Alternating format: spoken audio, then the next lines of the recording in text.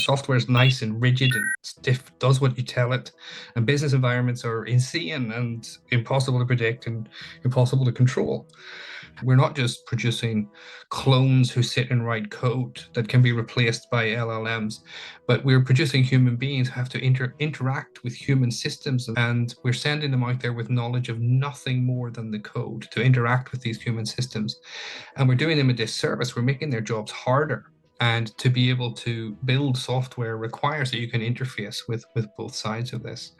And programmers are very definitely taught and selected for their ability to think linearly. And that means solving problems, thinking logically, taking one step at a time, always being correct, being very critical in how you view things.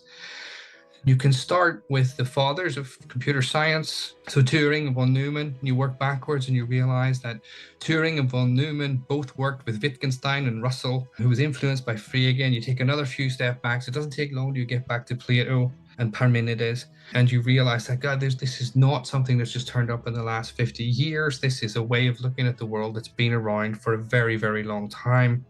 And the paradox is that particular way of thinking, which in the book I relate back to Frege and Russell and Wittgenstein, that particular way of thinking is incredibly necessary to invent the computer. We would never have got to Alan Turing, we would never have got to the computer without that way of thinking. But that way of thinking turns out to be absolutely horrendously horrible for dealing with or describing or managing any kind of human problem. And as soon as you apply it to a human problem, the only thing you can do is create constructs that are rigid and brittle. And the problem, as I've seen it, is that those static models describe a snapshot of the business environment at one point in time from one person's perspective. And that reality keeps moving and keeps changing. And as that reality moves and changes, anything that we've put into software, into code, cracks and breaks. And then we experience poor quality software. We have to change it. It takes time. It gets more brittle every time we touch it. And what I've said is that we can't live in this world where we believe in this static snapshot of the business environment. It doesn't exist. It just never is like that. And the residue is a kind of clever little trick that says, look, there is a snapshot of the system at this one particular time. And we'll wrap that in a wrapper called the residue. And a residue is just whatever's left over when the system breaks. And then you tweak your original architecture so that when we go down that trouser leg, the thing that breaks still keeps working. And software has to be based on a model of what's going on, because it's based on a model we have of a human system. And the software becomes even more rigid than the model itself because it's encased in code, difficult and expensive to change. And what happens is that we use this linear way of thinking to model the human system. Then we take that model, turn it into code. The human system moves and the code breaks. And so the architect's paradox is that this linear way of thinking that gets us to the computer causes a crisis when we try to apply it to the human systems, which we're trying to use the software to help. And here's a set of tools that allows you to live comfortably with this uncertainty. And not only that, but to leverage the uncertainty to get to a result, which, while it's not certain, is scientifically as good as we can get. That shifts everything. And it shifts the way we talk. It shifts the way we look at problems. The feedback I get from developers and people in the field is that it's a relief. It's like, wow, we don't have to pretend anymore. I would say that given my education, which was pure mathematics followed by software engineering, that the education and this default philosophy that all people who follow that track that I talk about in the book pick up shuts you out from a huge chunk of the world, a huge chunk of life. And what the philosophy has done for me, while staying very close to the code, is brought me and pulled me into contact with all kinds of things. Hello, everyone. Welcome to Love and Philosophy. I'm so glad you're here. Today I have Barry O'Reilly with me as my guest, and I'm very excited about this one. Although it's about a subject you might think isn't philosophical, which is software development. But anyone who's studied philosophy knows that there's so many metaphors or even ideas that are taken literally in terms of computation, in terms of the way we build our computers, the way we think about them. And this is sort of flipping that script in a way, because here's a guy, Barry, who's worked for a lot of top companies. He's really good at his job developing architecture, software architecture. He's an architect in this world of coding. and software development, enterprise architecture. Started out in math, pure mathematics, became a coder, a software architect, and he's bringing complexity theory into software development, which is the first time that's ever been done. I find it extremely exciting. I really think he's got something urgent to teach us as philosophers, even though philosophers might quibble a bit with his interpretations of philosophy. If you read his book, he actually does a very good job of it. He's really studied and condensed so many different sorts of philosophies in a way that actually makes it very understandable and brings something really important to software architecture. He's actually come up with a whole new theory in software architecture, which actually has to do with the way that it's done. And it's called Residuality Theory.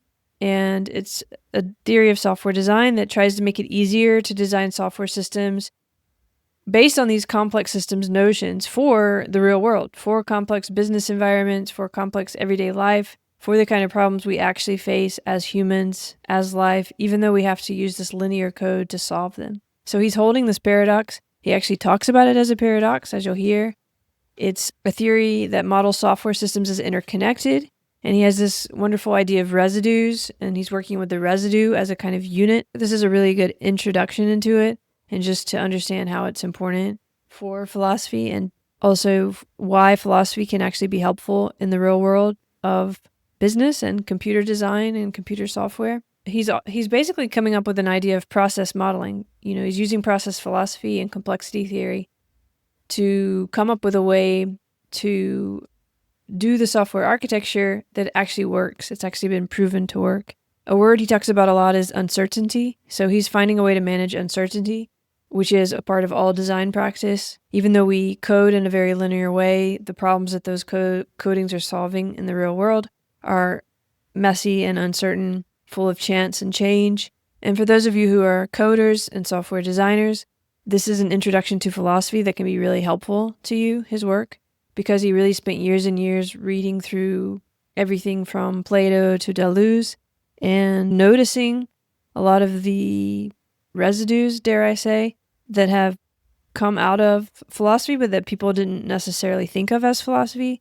He talks about how everyone has a philosophy, we just don't know it, which is something I've said myself, actually, or that a lot of us have been talking about lately, which is maybe one reason we ended up finding each other. In any case, I hope you will listen to this conversation through to the end, because it really gets good towards the end. I think it's good all the way through, but these aren't necessarily easy ideas, and we're combining a lot of worlds here, as usual, with love and philosophy. But they're all connected by this idea of paradox, holding the paradox, looking at the world a bit differently, thinking differently from the either-or mindsets that characterize so much of what we do every day and how we do business, and not saying that those are bad. This isn't about coding being bad or linearity being bad or any of that. It's just a different way of approaching it, which actually allows some more randomness, some more entropy, while at the same time giving us a different kind of order. So that reminded me a lot of the conversation I had with Carl Friston, for example.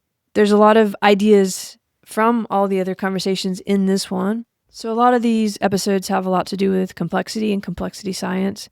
We mentioned it in the last one with Kevin Kelly, the tech maverick, co-founder of Wired Magazine, and then there's a few other talks coming up which have quite a bit to do with complexity and philosophy and physics. But this one is really fascinating because it's in a very practical, everyday application, software design, software architecture. However, I find it very fascinating too because of the way we talk about computation and the way we talk about computers within philosophy. I actually see this as very helpful for breaking out of that mindset a bit and also being able to hold it and understand the worth in it at the same time. I hope you enjoy this conversation. I hope you'll go and find Barry's talks on YouTube, which I'm linking to, of course, in the show notes. They're really worth watching, listening to. His books are great too. I read them, loving them. There's a lot in there you'll recognize, but there's a lot of connections that he makes because he's coming at it from a different way that even if you're a philosopher and you're very trained in all the philosophy he mentions or talks about, you still get something out of it. And if you're a software designer, a coder, you get an introduction into philosophy that will make a lot of sense to you. We also come back to the idea of care and love, what it really means in the world to be embracing uncertainty and not to be just holding on to this linear way of thinking and imagining that LLMs and the whole AI revolution is somehow safer or smarter or anything like that. It's just a product of powerful technology that's been formed with a linear mindset. There's a whole other world. There's a whole other side to the paradox, and it's time to explore it and even embrace that uncertainty and let it open us up to the world again. And I also want to say, I think residuality theory probably could have some interesting applications in other fields. No one's really tried it yet. I've just learned about it, but I've already had quite a few ideas relative to neuroscience, which of course I won't have time to test out myself. Just for those of you listening, maybe it sparks something. Maybe it's worth actually listening to the end and looking at his videos, because there's a new approach here, especially for those of us coming at it from the traditional routes of cognitive science. I'm always happy to hear from you, hear your ideas, and I hope you'll support the show in whatever way you can. Hope you're having a beautiful May. It's the month of my birthday, so it's one of my favorite months. And things are coming up from the ground, as I said last time. It's been very sunny. I'm off to Japan, so I'm sending you a lot of love today. Hope you're doing well wherever you are, and that something good happens in your life this week. All right.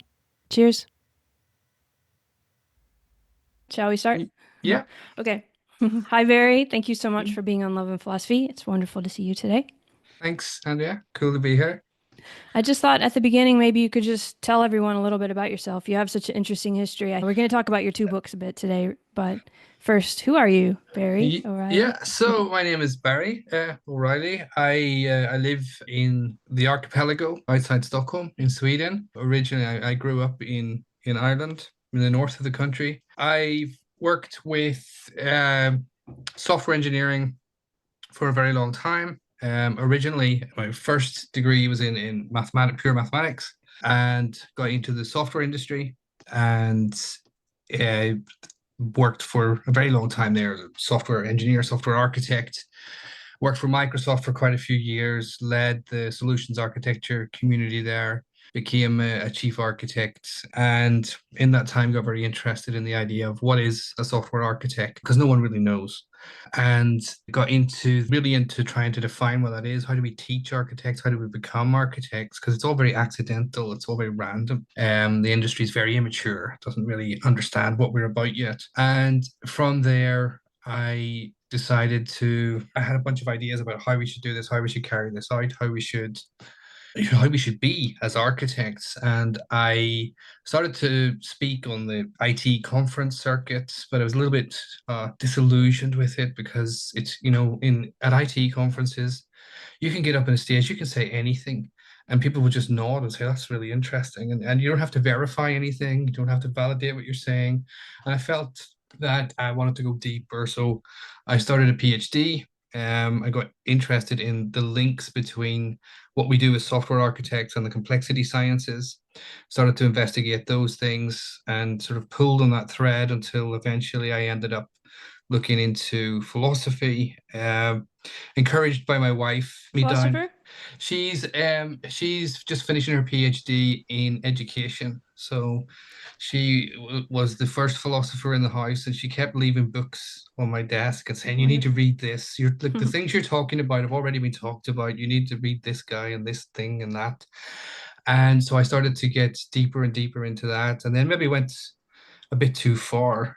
And so last year I was asked to write a little booklet for a conference, and they would give it away at the Domain-Driven Design Conference in Amsterdam. And they were going to give this little booklet away to everyone who came to the conference. And so there was some kind of mix up in communication. And so by booklet, they meant 16 pages. And so I sent them a message when I got to 200. I was like, this is going well. This is going well. And they're like, no, stop. That's not what we meant.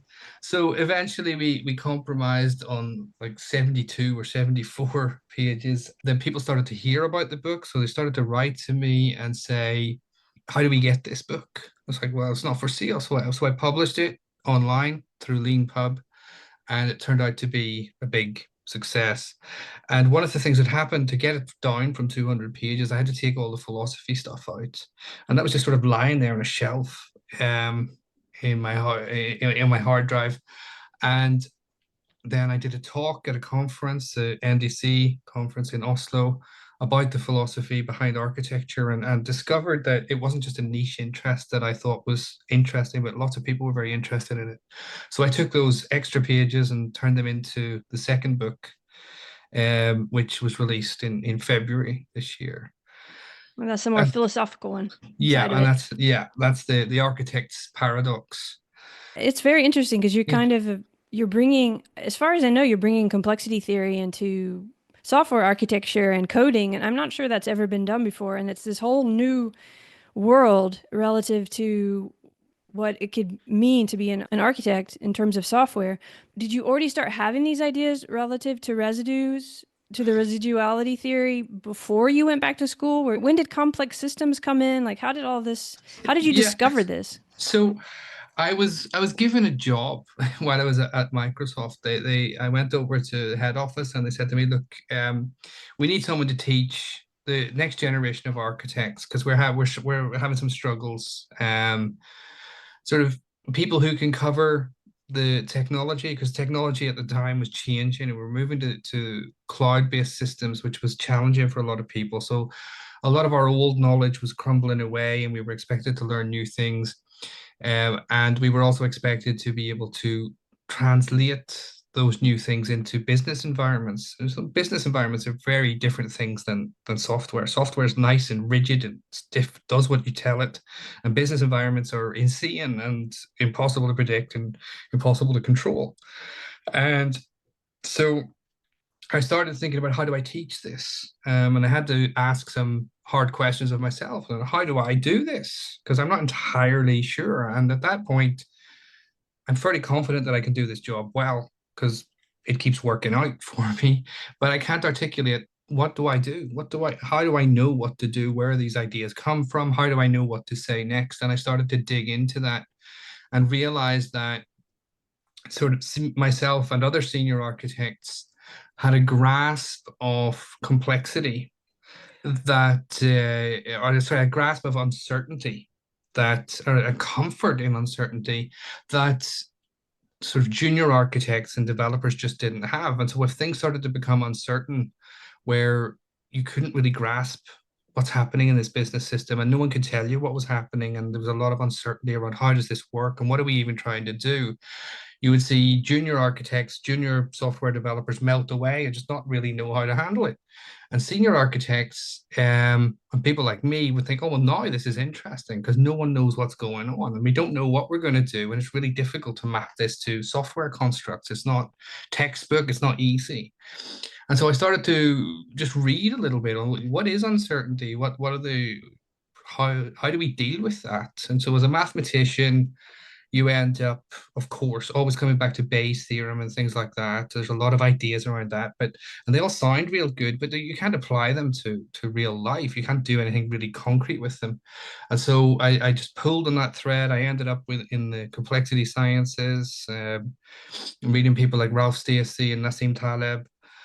And then I started to formulate my own ideas around that, and sort of um, the early incantations of this were based around Taleb's idea of anti-fragile.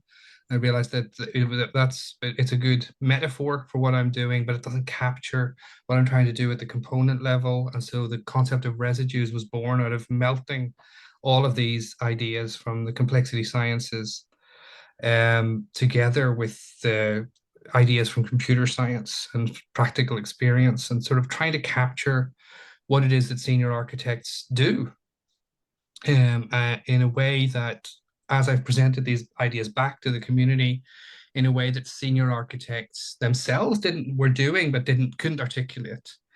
And that's been nice to hear from people in the industry say, look, I already do this. What you're describing sounds really familiar, but we've never had words for this before. We've never been able to say what it is that we do until now.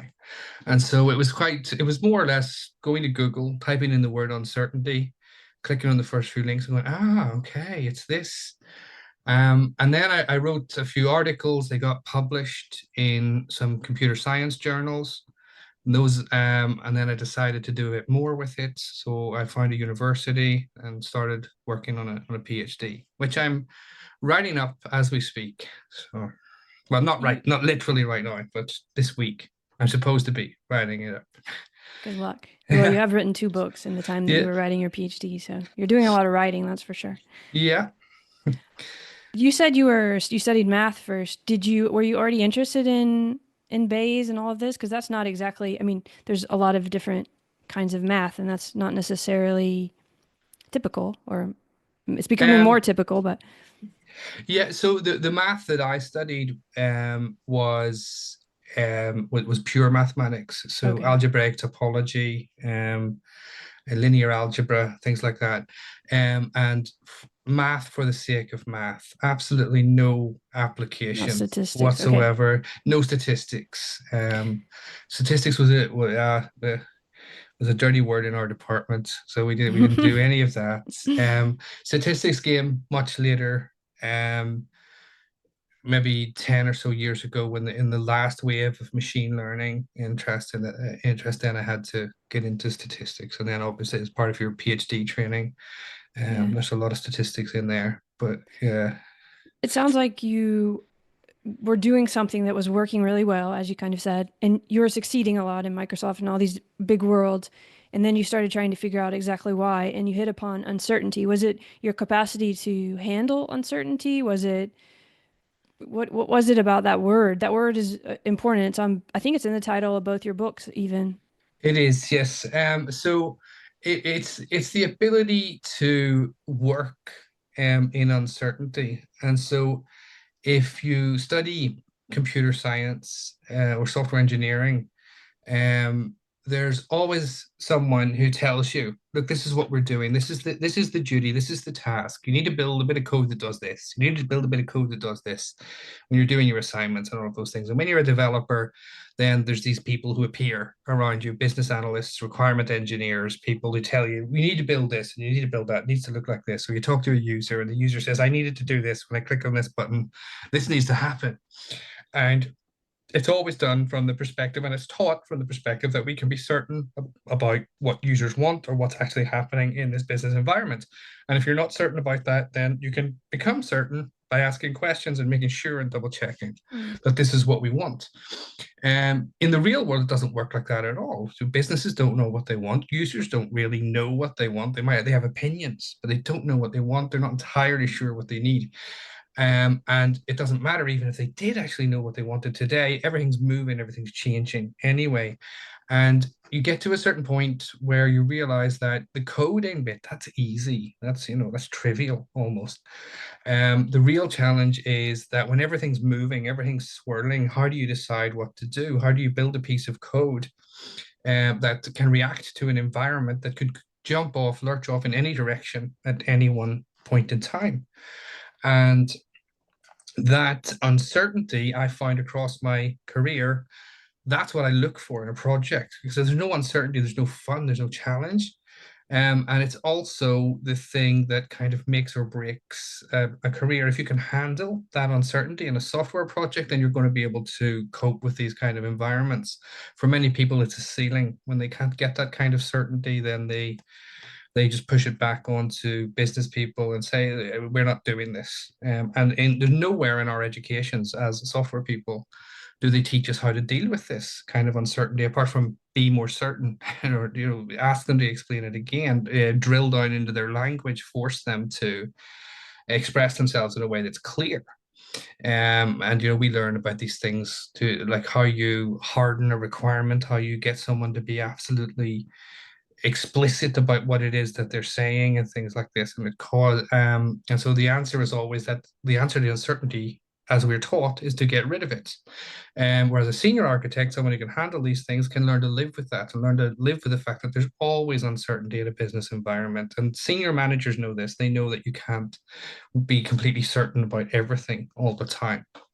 And so what I've seen, that the step from being a programmer, someone who just writes instructions, tells the machine what to do, to being an architect, is being able to cope with this natural uncertainty that exists in any human environment. Any collection of people will produce a great deal of uncertainty just when they speak to each other about a particular problem.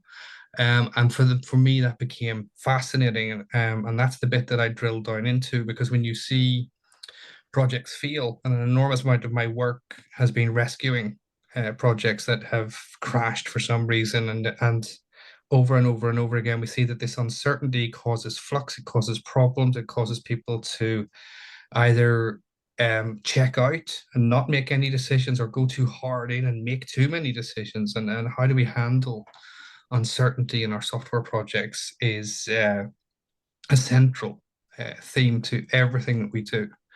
And it's kind of the dividing line for me between the architect and the programmer. Can you handle uncertainty? Then you're ready for architecture. And we have a very ambivalent relationship with it in our industry. Most of the time, we like to sweep it under the rug. Sometimes we like to talk about it, but we talk about it in terms of how we kill it, how we get rid of it, not how we can actually use it to drive a result. Yes, that's one thing I love about both books is that I talk about holding paradox a lot, and I feel like Mm. together both those books are holding the paradox, which means you're not trying to smush one side into the other or resolve it. You're recognizing that it's not resolvable in a sense. And, you're not trying to get rid of the uncertainty necessarily. It's almost a plus, isn't it? Something to play with. You talk about the gap between programming and the architecture, software architecture. Maybe is that something that people recognize before you started writing about it like this? Because I hear it a lot of different ways, like everyone's just a programmer. And that means that is that kind of linear thinking that where uncertainty isn't good because, you're writing code and you don't want it to crash. Yeah, Can you talk about that tension a little bit? And yeah. So the tension that I describe in the book is that as a programmer, you're taught to, first of all, taught how to think in a very linear way, which is good. And most mathematicians can do this, think quite linearly, at least in the early stages. And programmers are very definitely taught and selected for their ability to think linearly. And that means solving problems, thinking logically, taking one step at a time, always being correct, being very critical in how you view things. And the paradox is that that particular way of thinking, which in the book I relate back to Frege and Russell and Wittgenstein, that particular way of thinking is incredibly necessary to invent the computer. We could never have got Alan, we would never have got to Alan Turing, we would never have got to the computer without that way of thinking. But that way of thinking turns out to be absolutely horrendously horrible for dealing with or describing or managing any kind of human problem. And as soon as you apply it to a human problem, the only thing you can do is create constructs that are rigid and brittle. And the human system will move, and those rigid, brittle constructs will smash and crack. And software has to be based on a model of what's going on, because it's based on a model we have of a human system. And the software becomes even more rigid than the model itself because it's encased in code, difficult and expensive to change. And what happens is that we use this linear way of thinking to model the human system. Then we take that model, turn it into code. The human system moves and the code breaks. And so the architect's paradox is that this linear way of thinking that gets us to the computer causes a crisis when we try to apply it to the human systems, which we're trying to use the software to help. And so we're caught in this never-ending loop of crisis. And this was realized by our industry already in 1968 when they had this big meeting in Garmisch in Germany called the NATO conferences, and all of the big names of the software engineering industry of the day met and said, why do we have this constant sense of crisis? They still haven't really figured it out. So in 1968, the conclusion was, we are not good enough engineers. We need to be better at engineering. We need to go back to the drawing board and come up with better ways. We need to be more precise. We need to be, it was kind of doubling down on that linear way of looking at the world. And it's only really with the advent of the agile movement, which happened around the turn of the century, when people started to say, maybe we need to just chill out a bit and stop trying to be precise and stop trying to map all of these things so meticulously to logical structures. Maybe that's getting us into trouble. And the problem with the agile movement is that they were absolutely right in this diagnosis, but they threw half of the stuff out, all the stuff that the managers were using, and said that all that rigid linear stuff doesn't work for us. But they kept the rigid linear stuff within the code. Ideas like object orientation, where you model the world as a series of interacting objects inside your code. They kept a lot of those things, which are just as guilty as the stuff they were throwing out for bringing rigidity to something that needed to be fluid, that needed to be able to move. And that and it's that paradox that's constantly there. And I describe it in the book. It's not really an intellectual problem. It's a full-blown identity crisis, because our industry is only 70 years old, and we're still asking, who are we? What way do we look at the world? And we were born, as the book says, in mathematics, which is where we come from. That's our first tool. Our first weapon of choice is logic when we try to solve a problem. And there's a stubbornness to how we approach these human systems with logic. We won't give it up. We won't let it go. Long after the death of logical positivism, we're still trying to model these systems as structures of statements related to each other. And so the book is very much about not breaking this paradox, not solving it, but just get comfortable with the idea that these two things are always moving around each other. One is trying to destroy the other constantly. Logic is trying to impose rigidity on the fluidity of our human systems, and the fluidity of our human systems breaks our software constantly. Once we're aware of that, it changes how we think and design and build software. You talk about it almost as if it's an awakening to a new kind of life too, which I think is very important. I mean, this nests and scales into a lot of things that's going on today. When you're talking, I'm thinking about computational theories of mind and the ways that we think about what a body is and stuff, and how that's related to all these ideas that you present. And maybe we should talk about residuality a little bit first. What actually is this kind of alternative that you're presenting for how to hold this paradox, so to speak, or where are you focusing, turning the attention from? I mean, even maybe for someone who doesn't really understand what agile and all of this is, maybe you could set up a little bit of how you've kind of shifted the playing field just a bit. Yeah, so it's been fairly standard. If we go back to the 1950s, so look at computer science. In the 1950s, computer science was computing was just basically a list of instructions that you told the computer to do this and do this and do this and move this bit of data over here. And when you're finished doing this, jump back to line 20 and then start this bit all over again. And this started to cause a whole lot of problems because it got very complicated. And if you tried to make a change in that code, then you had to know which lines does it jump to, where does it affect, how do I change this? And so people got frustrated with this, and the solution to this was considered to be by the late 1960s to break your software up into many small pieces, and just have small pieces of code, not one big file. And these were modules. And then what starts to happen is that we say, well, what's the best way to break our modules up? How do we break them up? Where are the boundaries? And we started to look at the real world. And we started to look at, well, here we have a business system. And in that business system, we have something called a customer, and we have something called a product. And we have to store data about these things. So wouldn't it be smart to break up these pieces of code so that we have one piece of code that's just about customers and one piece of code that's just about products? And so we started mapping these pieces of code to concepts in the real world, and it became this idea of objects, and it became very much about things. And so what are the things in the world? And that's where the programmer would start. And this is driven by various trends, including how we model things in databases and things like that. And so the software engineer, before they decide what are the modules that's going to make up my application, they would look at the world and they would look for nouns and say, well, all the nouns are going to be, all the things are going to be little blocks of code, which we call objects. And inside those little blocks of code, we're going to have functions that execute and do stuff, and some data, perhaps.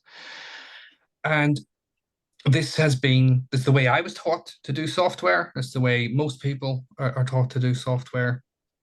And what we end up with are these static pictures of the reality around us. And say, here's a customer has multiple products and has an address and has a credit card and all of these things, all these links and structures that we start to build up to describe the business environment. And the problem, as I've seen it, is that those static models describe a snapshot of the business environment at one point in time from one person's perspective. And that reality keeps moving and keeps changing. Um, and as that reality moves and change, anything that we've put into software, into code, cracks and breaks. And then we experience poor quality software. We have to change it. It takes time. It gets more brittle every time we touch it. And what I've said is like that we can't live in this world where we believe in this static snapshot of the business environment. It doesn't exist. It just never is like that. And the residue is a kind of clever little trick that says, look, there is a snapshot of the system at this one particular time. And we'll wrap that in a wrapper called the residue. This is what it looks like in these particular conditions. But if something twitches, if something changes in the environment, then we go down another trouser leg, a different timeline, with a different impact, and the architecture will break. So we need to change this a little bit so that it will live in this trouser leg. It'll continue to work. We call that a residue. And a residue is just whatever's left over when the system breaks. And then you tweak your original architecture so that when we go down that trouser leg, the thing that breaks still keeps working. And what we end up with is, rather than just one static picture, we end up with potentially hundreds of little pictures of the changes our architecture needs in order to be able to move through all of these trouser legs in different orders at different times. And it has, in philosophical terms, we're moving from, a structure or a Platonic ideal to Bergson's multiplicity, this thing that can go off in any number of directions. And that's a pretty huge shift. Philosophically, very, very difficult to get engineers on board with that, especially because we're using our imaginations to talk about what these trouser legs might be, right? We're not saying that this is definitely going to happen. A lot of programmers find it very difficult to build a software system whenever what we're talking about might not happen. We have to be certain, we have to be sure this is going to happen before we spend any money. And that's a very difficult topic for them to even talk about. And so this leads to a completely different way of thinking about systems, completely different way of modeling them. But the results that we get out of this, and this is what I've been able to show empirically, is that when you think this way about a system, you produce a software structure that is more likely to survive when something unexpected happens. And something unexpected happens all the time when you build software. There's always something that isn't in the spec. And so what we get out of this way of thinking is a software system that survives off spec. And that's a huge benefit as a software architect. And it's the only reason we exist, because if it was just requirements and we just had to build in a world of certainty, then we wouldn't need an architect. A programmer could do everything. And so what we get is a system that's going to survive things that aren't in its spec, things that haven't been described, stuff that's in its future. And it isn't just particular things, but it has a tendency to survive off spec. And that's the thing that makes this interesting, that this way of thinking offers to the teams who use it. It almost sounds like classical mechanics, Newtonian sort of worldview, or like the clock or something. And in the books a lot, you do sort of give this impression that a lot of coders and software architects were sort of living almost like in a matrix kind of world where we pretend like everything works like clockwork, and we pretend like the Newtonian model always works, even though it's always breaking. So there's this kind of constant tension. And as you even say, it's even a little bit lucrative at times because, of course, it's going to break and then they need you again. Yeah. And yeah. And I feel like you're now kind of trying to open up to process philosophy and complexity theory and all of this. Had anyone tried to do that before, as far as you know? Like, I mean, because when you bring in Kaufman networks and all of this stuff, yeah, is this a first for coding, or is there a precedent? It is in the world that I live in, which is enterprise software. It is a first. People have not brought this kind of thinking into software engineering before. Um, there have been attempts to bring complexity into computing in the last couple of years, but they've been very much focused on the concept of teams. And they've led to very sort of fluffy advice, where we'll talk about systems thinking and we'll say, hey, you have to think about the whole system, not just the one little part. And it's all this kind of, and programmers immediately become skeptical and say, yeah, but what am I supposed to do with that? Tell me what to do is what they want to hear. To bring in the Kaufman stuff to talk about process philosophy is a huge jump for programmers. And for many, a jump too far. Because they don't even know what problem is it solving. And I say, well, we're solving the problem with substance philosophy. What's substance philosophy? It's the fact that you think everything is an object. And for some people, that's swearing in church. You're not allowed to say that the object approach to modeling the world is deeply philosophically flawed. So this is a huge jump for most people within technology. And for that reason, I assumed that, no one's going to be interested in this. No one's going to want to hear me talk about this. So when I went to this conference in Oslo, I thought, they asked me to give a talk. I had this on the shelf. I said, I have this talk about philosophy. I'll do that. And I thought they're going to stick me in a tiny room. There'll be 4 people there and we'll have a nice chat. And I got to the conference and they put me in the big room. And I thought, well, this is going to be really embarrassing because it's going to be this big, massive stage with 4 people, but they put them 20 feet away from me. So you lose that personal touch. And then 400 people turn up in the room. There's people standing in the aisles and sitting on the floor in front of the stage. I'm like, oh, this is going to be really bad because I'm about to tell 400 plus developers that they need to turn to process philosophy and they're going to throw chairs at me. This is going to be really boring. And they absolutely loved it. And I was blown away that there is real interest. If you set these things up in the right way, if you just come in and talk about process philosophy and how everything would be better if we looked at things this way, they won't listen to you.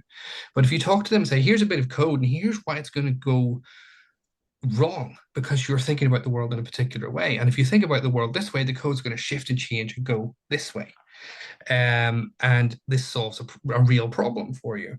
And people have really appreciated that. And I've been absolutely blown away by the response from the technology community and from the tech community on these kind of things, that there is a real hunger out there because people realize that the old ways of thinking about these things, which have been around for a very long time, so the way I describe things, the last real paradigm shift in software engineering was 1968.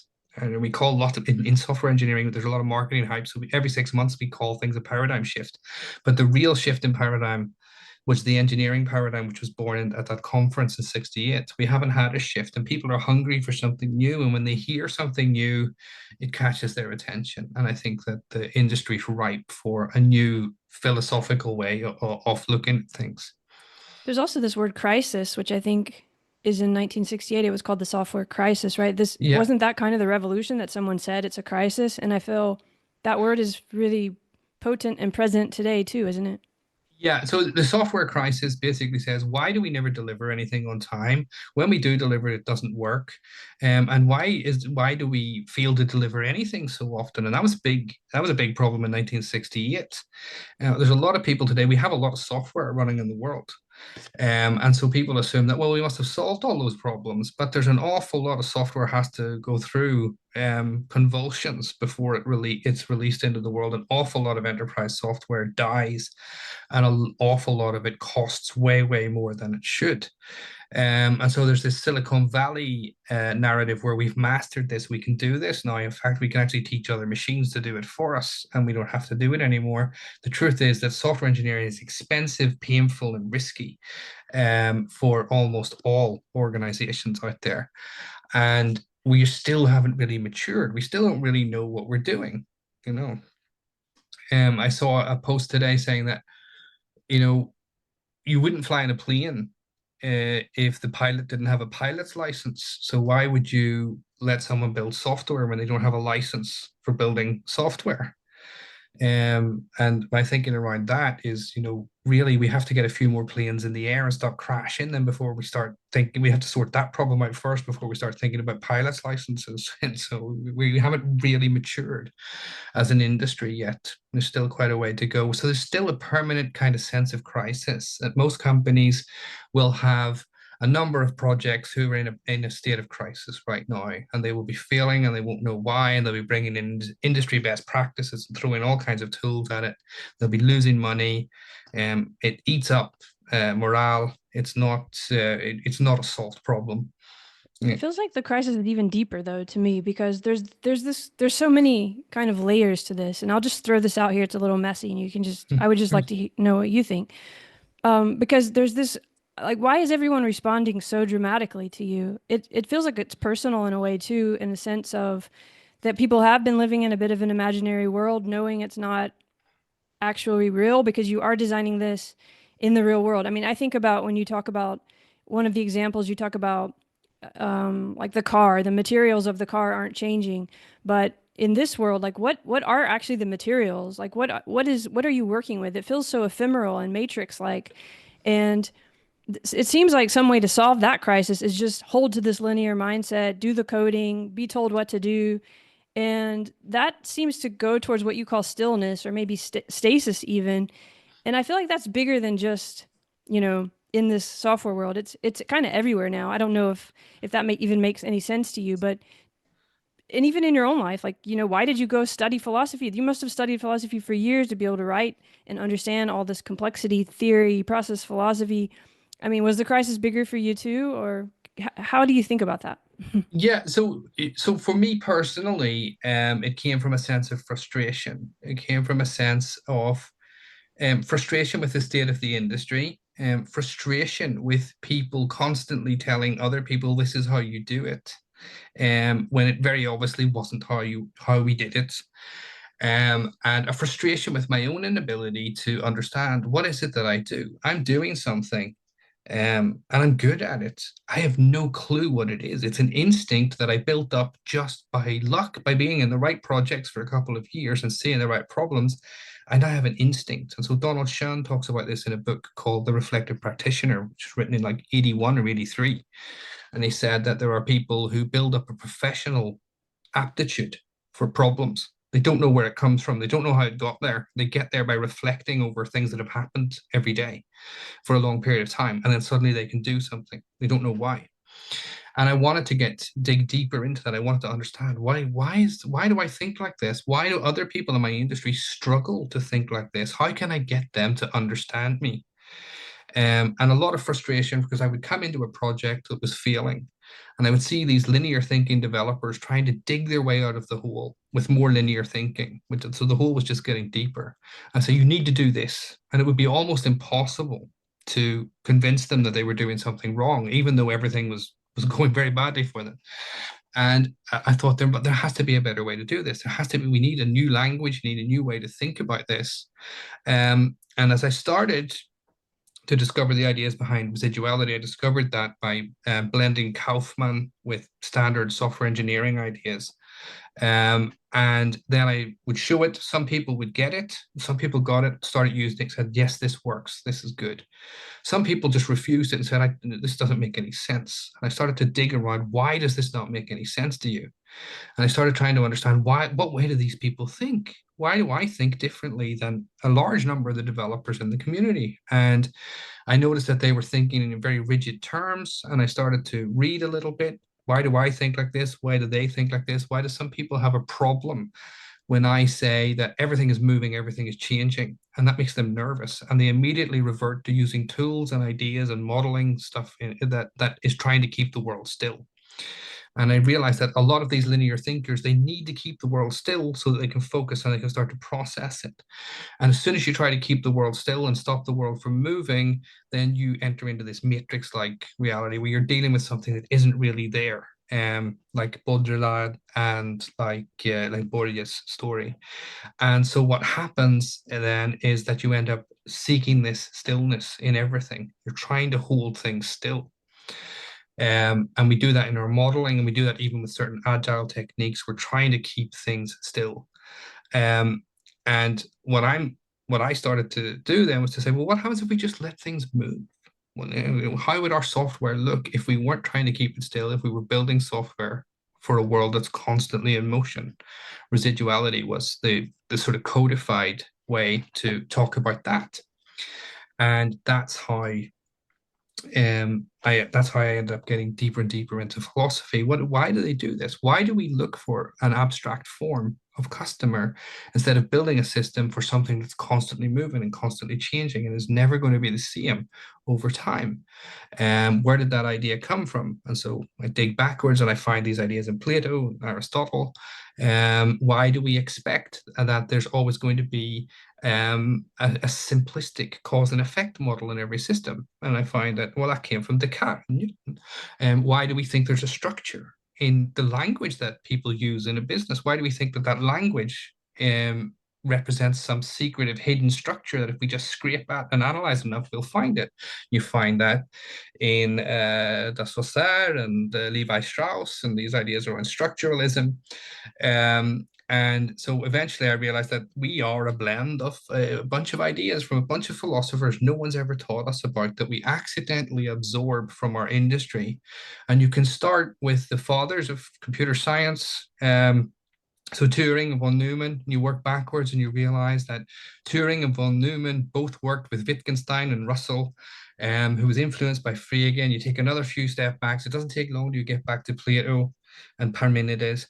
And you realize that, God, this is not something that's just turned up in the last 50 years. This is a way of looking at the world that's been around for a very, very long time. Starting with Parmenides and Plato, and this need to hold things still. And that idea was triggered to that idea by reading Popper and Popper's criticism of Plato and Plato's need to hold things still, which is apparently a very controversial opinion, which upsets a lot of philosophers. So that's how I ended up digging into these things. And it has been quite a few years of reading and getting deeper and deeper into these things. Several times told by my professor to stop. It's like, you don't need to go this far. This wasn't the assignment. Leave it alone. But I got very, very into it and had a lot of fun with it as well. What was it giving you? I mean, from my perspective, reading it, and by the way, it's wonderful how you go from logical positives and understanding how that affected Turing and how that became sort of coding and this linear mindset. And then you also even can talk about Hegel and the pragmatists and process philosophy. It's kind of amazing, actually, that you can hold all of that. But I'm wondering what that process did for you. It's, from my perspective, it seems like it let you hold the paradox. It let you hold both things, because I don't hear you saying, okay, we're going to get rid of the linear mindset. We're not going to have that coding anymore. But I do hear Yeah, you saying we're going to embrace uncertainty. And that, I think, is almost like a dissonant state to be in that we all are trying to come to terms with right now in different ways. yeah. If we got rid of the linear thinking, there would be the crisis would be indescribable. We need to be able to think linearly to make code work, because code is linear. It will only follow linear rules. And if we gave that up, we'd be in real trouble. The thing is that we need to be able to do both. If you're a software architect and your task is to design software systems that have to help people do things in a complex process oriented world, then you have to be able to make the linear thing work. You have to be able to do both at once. You can't use one to cancel the other out. You can't use one to get rid of the other. And that's the paradox, is we have to be able to hold both of these. One of the things that's really hard for an architect when they're learning is, when do I use which mind, when do I use which set of thoughts, when do I use which set of processes, what am I dealing with right now in front of me? Do I need to think linearly and be rigid here, or do I need to relax now and let this flow? And we get this wrong a lot, and it annoys people. If you real business people who do have real jobs, they get annoyed at software engineers who turn up in a meeting and start being rigid and saying, yes, but what exactly does this mean? And when we get that wrong, everyone gets annoyed at us, because we force people to a rigidity that they're not used to in their everyday working lives, and it scares people and irritates them. And it's very, very difficult for us to learn. It takes a lot of time to master this. And in our educations, in computer science, we're only taught the linear thing. So to learn the other side of the paradox, you have to pick it up. You have to pick it up in real life projects, and it's sink or swim for most architects. It's you either pick it up, in which case you're good, but you don't actually understand how you achieve your own work, or you don't pick it up and you draw and you go back to programming and say, I can't do that. It's horrible. Because there's no one to teach us. Until now, no one's really articulated these things and even said that this paradox exists. And so we try to survive by rules of thumb and silver bullets and products and tools that are going to conquer this complexity, get rid of complexity, can actually achieve this goal, which is never going to go away, of actually holding things still, so that we can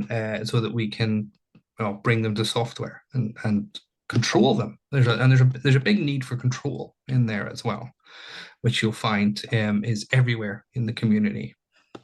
Well, that's where that complexity and process philosophy and comes in, because you start, as you show, and as those philosophers show, you can't get outside of all these systems, which is why when you write some code, inevitably, in a year or 5 years or whatever, it's going to have changed, because we're all part of this. That's that complex system mentality that I feel like probably takes some time, but I can imagine this is going to be really, really helpful for a lot of people in coding, in software architecture, in the world too. But I want to ask you about this. Like I brought up that it was kind of the Newtonian mindset, and you're doing the complex systems or systems thinking, and it's a very different worldview. And I guess we don't have time to go into what the Kaufman network is and NKP and all of that.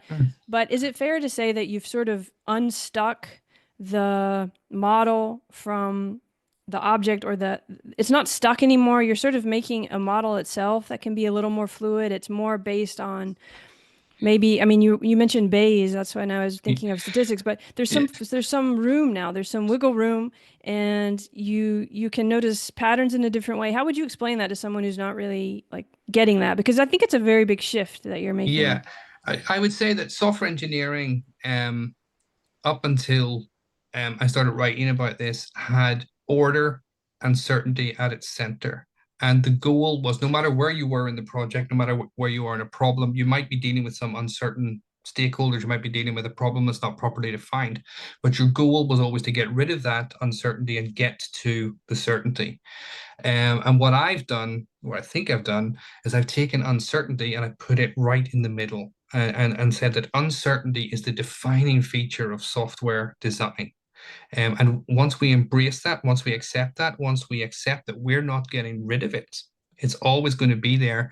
And here's a set of tools that allows you to live comfortably with this uncertainty. And not only that, but to leverage the uncertainty to get to a result, which, while it's not certain, is scientifically as good as we can get.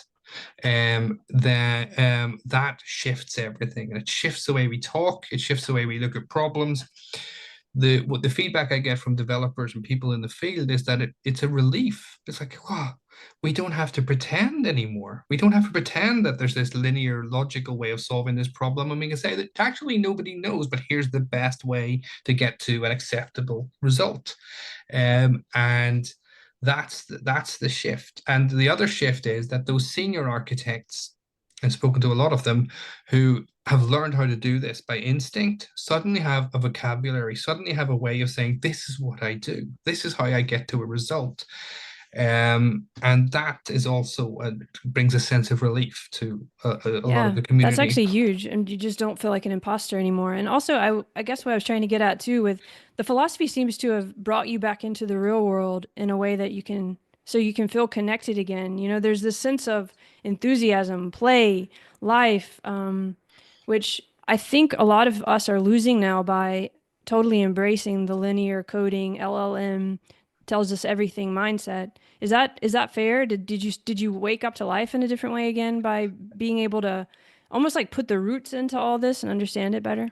I would say that, given my education, which was pure mathematics followed by software engineering, that the education and this default philosophy that all people who follow that track that I talk about in the book pick up, shuts you out from a huge chunk of the world, a huge chunk of life.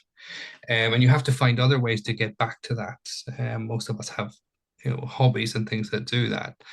Um, and what the philosophy has done for me, while staying very close to the code, is brought me and pulled me into contact with all kinds of things. And so I used to be an avid reader of literature before I got into software, and then I didn't have time for that anymore.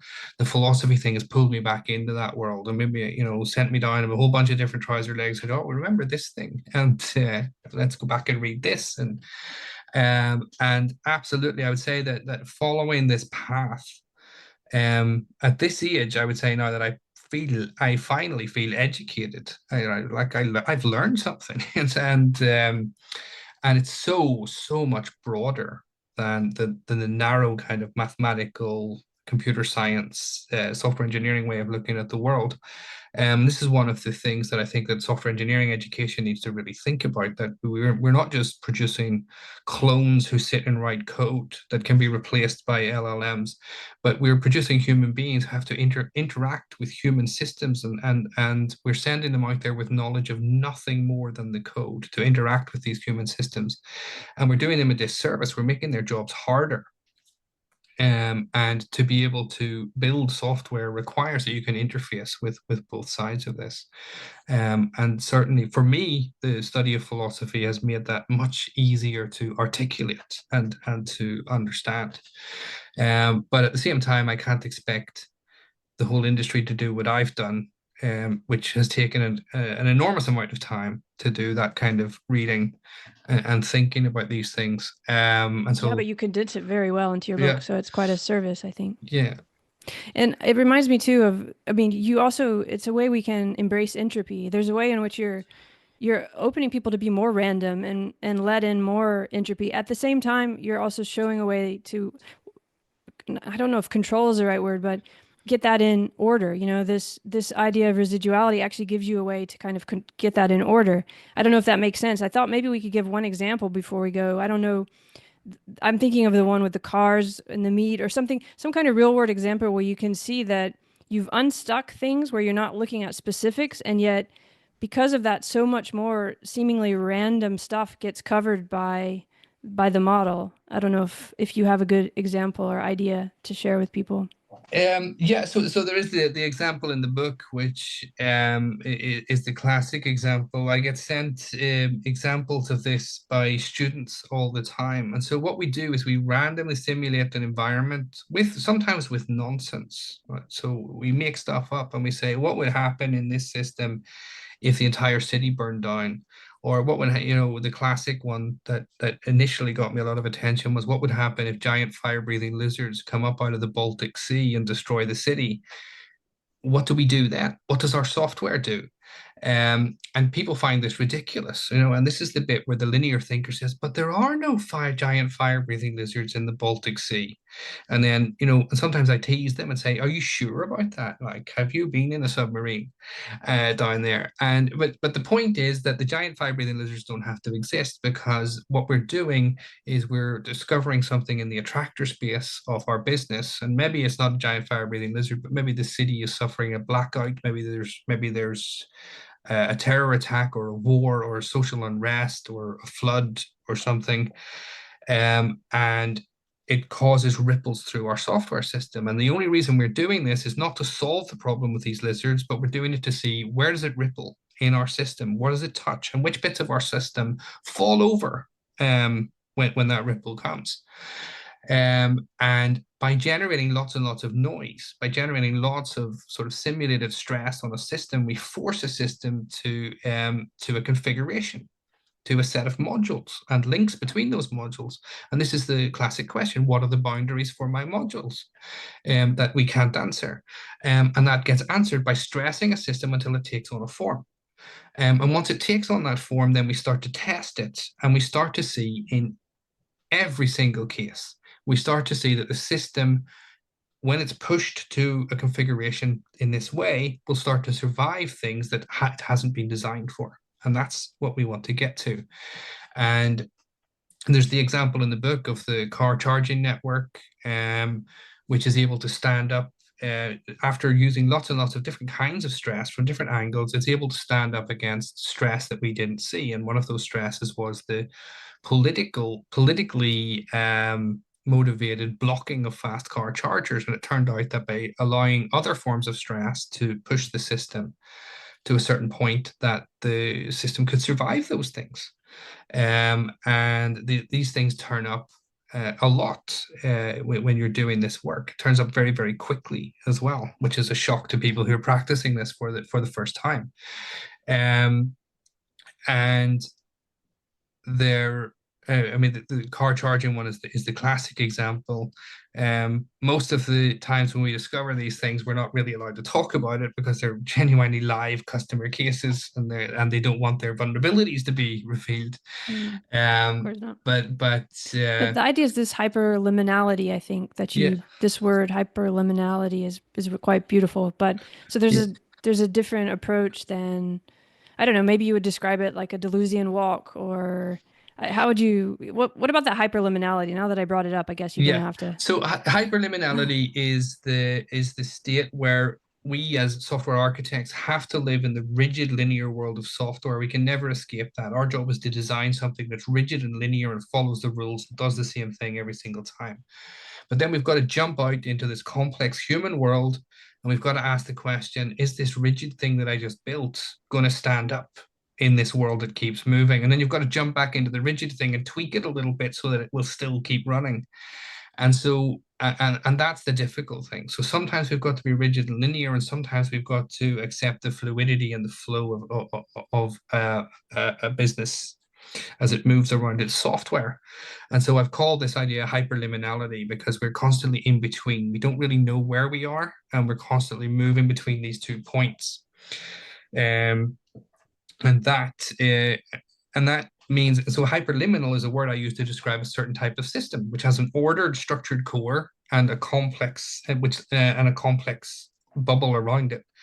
And that's what we have to work with, which is very different than a lot of sort of complexity theory, which focuses on the complex bit, or standard engineering, which focuses on the rigid piece. Well, we have to do both at once, and that's where that term. I needed a way to describe that. Yeah, it's great. And I think it's good. It feels like what happens when people will just have to go watch your talk about residuality to really get the details, but you put all these stressors on, like, for example, the giant lizard, these kind of things that seem crazy and they're kind of playful and random. But then from the residues that come out of that, you end up, via these dynamical systems and this complex systems way approach that you've built, then you do end up with this thing where, for example, someone can do something like drive their giant pickup truck and block the charging station, or even someone put meat in the charging station, and actually, the way that this is designed actually will take care of that so that the company's not losing money. I'll have to let people just go, look at that. But that's kind of hyperliminal, isn't it? It's very difficult to describe quickly because that talk, you need to build it up for 45 minutes so that everyone has all the concepts to understand what actually unfolds. But the idea is that the way that the way that traditional architecture succeeds is not the way that it's described. So traditional architecture has a bunch of tools, like you gather requirements, you model risks, you do all of these things. And the truth is that none of them actually work. None of them actually give a result that's verifiable, or there's no way of verifying that these things are real. And what the architect learns is that each one of these things triggers a walk around the problem. And the particular tool in itself triggers you to walk around the problem from a different perspective. And as you walk around the problem, and so it's very much like Deleuze's difference in repetition. You're repeatedly contemplating the problem from a slightly different perspective. This is sort of Nietzsche's eternal return.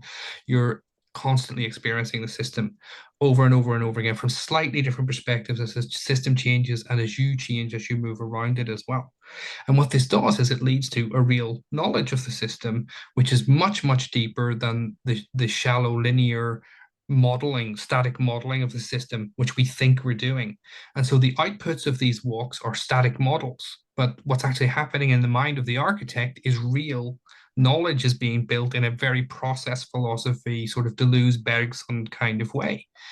And so what we've done is we've tricked ourselves into thinking that we're delivering these static, rigid, linear things. But what the architect's actually doing is walking around the problem. And every time they walk, they discover these attractors.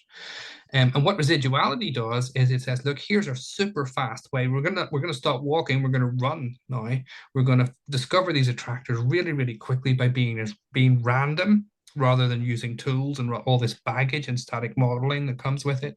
And we're going to do that in a way that produces code structures in a way that that code can cope with time and change and the uncertainty of those changes over time. And what residuality does is it takes the learned practice of architects and boils that down to something that's much easier to understand and gets rid of the baggage. And that, of course, creates a reaction from the people who are responsible for the baggage and who make money on the baggage. So that creates some ripples in the industry. But what it does is it gives us a very lightweight way to cope with these problems that just a few years ago seemed insurmountable. And it gives us a way to validate and verify, and we can come up with numbers that show that this is actually working. We've actually done something here. We've built a system that is more likely to survive off spec than the system that we started off with, and it can be measured and shown that we've made progress. And that's a huge jump forward for architecture, which mostly runs on vibes. So that feels like a big step. It feels like a way to think differently, or to be able to change your perspective as a way of thinking. I think there's a lot of people trying to figure that out, and this is very exciting that you're doing it in coding and development and so on.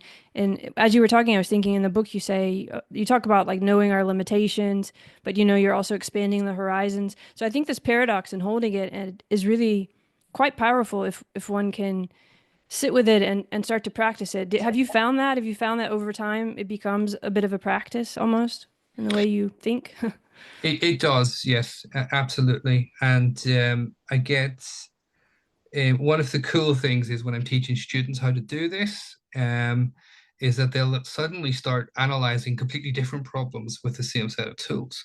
And I get that I got this question today. I get this question every time I teach these ideas. It's like, hey, can we use this to do this? And people will ask, have you spoken to any government agencies? These government agencies who take care of disasters and things, because this stuff could be really interesting. And there's a million, as I said, there's a million things I could chase here, a million ideas, but there's too many. And what I've said so far is that scientifically, I've been able to verify that this works for software. And it seems like it might work for a whole bunch of other stuff, but I can't be sure that it's going to work. I don't have the time to actually verify and validate it. But people start to spin off, look at different problems from this perspective. And they ask, can we design an organization in this way? And I'm like, it feels like we could, but let's not get carried away. Let's have some validation of that. And I think there's some people in Antwerp actually doing some research on that to see if it's possible. Um, but it definitely it shifts how you look at things. And I think for some people in software, it's been a huge revelation for them to say, oh, there's this totally different way of looking at the world, and it opens things up. It makes things freer. And for most software people, it makes it easier for us to admit what's actually happening around us instead of having to hide behind this shield of technical rationality where we have to pretend that we're logical and rigid and structured and everything's going the way we planned it and we are in control all the time. And this makes it a lot easier while still not giving up and just saying, look, whatever happens, happens, and we'll just code our way out of it when it goes wrong. We're saying there is a structured way to put uncertainty at the center and leverage that to produce better software and better architectures. Yeah, and I think you also bring back play in a way that I think is important right now. And it would be too much to go into, but I do feel like we're getting kind of routed into thinking that the technology we've built is the way to think, which is very strange. It's very, very much a kind of closed loop that ends up, I think, in stillness. So it's wonderful that you put some uncertainty in there and inject this real life back into this world. I really appreciate that holding Yeah, the being and the becoming, the criticality instead of just the correctness. I mean, these things, however one gets into it, it really is a way of thinking that brings you back to life, and I think we really need it right now. Yeah, and that's one of the coolest things to see is when I'm teaching people and they start doing this for the first time. And they're used to, discovery in a problem domain when you're working with tech has been so, it's drudgery. Everyone hates it. You've got to torture business people and ask them explicitly, what do you mean by this? And you write it up in a contract so you can say, gotcha later on. That's not what you said. And suddenly there's this sense of play to it. And we're talking about lizards and we're talking about stupid things. And someone then gets a bit silly and says, but what would happen if aliens came and they destroyed the city? And then we say, well, what would happen if aliens came and they became our customers? How would that change things? And that gets to be a lot of fun. And then people realize that, you know, there's even though we've been messing around for the last hour, we're starting to see where the ripples hit this system, and we're starting to see real design changes that have to be made out of this. And we're going to be able to validate and verify in a few hours from now that this architecture is actually more reliable, more solid than it was before. And that's shocking. And people love the playfulness of it. And it's great to see that because there's a lot of nerves around these things. It's a people are tense when they're working with requirements and risks and trying to get these linear tools to work in a world that just isn't built, just isn't going to suffer them. And to be set free from that, I think is fantastic. It's Me too. And before we go, I have to bring up the word love because it's love and philosophy. But, yeah. and I know it's kind of an uncomfortable word, but I do feel like this is kind of, I don't know from your position if it feels like an act of love or if if that connects at all, but it does feel deeper than just what it could be, which is you've created this great new cool thing for the world. But how does that word strike you? Is it involved in this at all? I think a little bit. I think that one of the things I'm encouraging architects to do when I'm teaching these ideas, and I spend a good bit of time talking to them about this, is to look inward and to say, like, when you've made these decisions before in your career, why did you make those decisions? And this makes everyone tense, right? Because they don't know. And I say, look, the first thing you've got to do is forgive yourself because it's totally okay to not know why you made these decisions. Everyone's in the same boat. Look around, look in the room. Everyone is thinking the same thing. I've learned how to make decisions, but I don't exactly know how I'm getting there. And appreciate the ability that you've built up. And now we're going to, look inward and understand, why do I make decisions? How do I make decisions? Can I understand using these tools, using these philosophers, using these ideas? Can I understand how I arrived at these things? Can I understand how I work and think and look at the world internally? And we spend a lot of time talking about the kind of things that architects, software architects, sit around and moan about. And we sit around and moan about the fact that our stakeholders are mean. They don't invite us to the right meetings. They lie to us all the time. They don't know what's going on. They might be kind of stupid. They're not as good as us at this linear thing, and they don't express themselves properly. They don't understand logic. And there's a lot of bitterness that builds up in these things. And organizations are designed to make sure that architects can't do their job properly. And there's a lot of bitterness and frustration that builds up. And so by looking inside and by understanding why these things happen, it's much easier to forgive the people around you, the stakeholders around you, for their behavior, because it's not intentional. All of these things are brought about by the very same uncertainty that we're now leveraging to do something good with. And what I'm actually doing is encouraging people to forgive the people around them and to stop seeking conflict, which is something that software people really need to get better at, and to get rid of all this bitterness and frustration that can build up. And then you're much more open, you're much easier to do these things, and there's going to be a lot less stress in your life. And that's one of the things that software people need to get rid of in large organizations so that we can approach these things. And I guess that has its relation to the concept of love, and they're getting rid of a lot of the negative emotion that makes it impossible to build relationships with people and makes people not like us software people. So absolutely, I think that this opens things up in that Which is a way. big part of the world right now. We met, I think, because of this. That's not philosophy. This thing where I was, Yes. where people, there's. I guess the point is, there's a lot of people, a lot of young people who are doing this now, who are in this world. I mean, it's a huge world, and it's wonderful to be able to hold these things in the same way that we've been talking about all this other stuff. That you can look inside, you can, I think people are hungry for this, and we tend to pretend like it's too sentimental or it doesn't matter. But as you just explained, it's part of it. And it doesn't mean you give away all the linear stuff and all the, kind of hard edge stuff, Yeah, criticality. But, you can also have that in there. And it's really uplifting for me to see someone like you who has so much success and who is, could be just one of those people who block it all out, actually looking at it in a way that's balanced and real. yeah, cool. Good to hear. Is there Thanks. anything that we didn't talk about that you want to say, or anything you want to be sure everyone knows, or any websites? Or, I mean, of course, I'm going to link to all your stuff, but if there's anything. No, I don't. I think you probably have I mean, the books are the easiest way into this. I think most people come into this through the YouTube videos of the conference talks that are out there. I don't think there's anything to try it and see. If it works for you, then great. There's a whole new world of how to think about your software and how you think about your decisions in there for you. And the book. The book The Architect's Paradox has two it has two personalities. One personality is to shine a light on this paradox that we all suffer from, but the other thing you'll get out of that is, as an architect, it's an introduction to philosophy in a way that's going to be relatable, because we're talking about software and we're not talking about Plato, blah blah blah. We're saying Plato had this effect on software, and you'll see yourself in it, and you'll remember these things way more than if you read Russell's History of Western Philosophy or something, which I think most developers have got to like page 30 and it's on a shelf in their house, or sorry, most software engineers have got to page 30 and it's on a shelf in their house somewhere. This is accessible, and it opens up a whole world that we're excluded from because of our educations, and we don't have time because of our careers, and it's absolutely fantastic.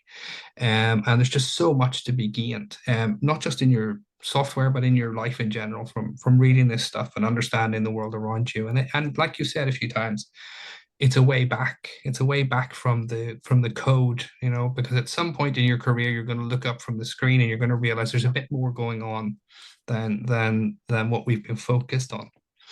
So Yeah, I think we all feel that too. Anyone who's ever coded, you can get so lost and it gets yeah. hard to touch reality again. So it's good to have some paths back. I hope you're also taking care of yourself. It must be overwhelming for you right now too with all this.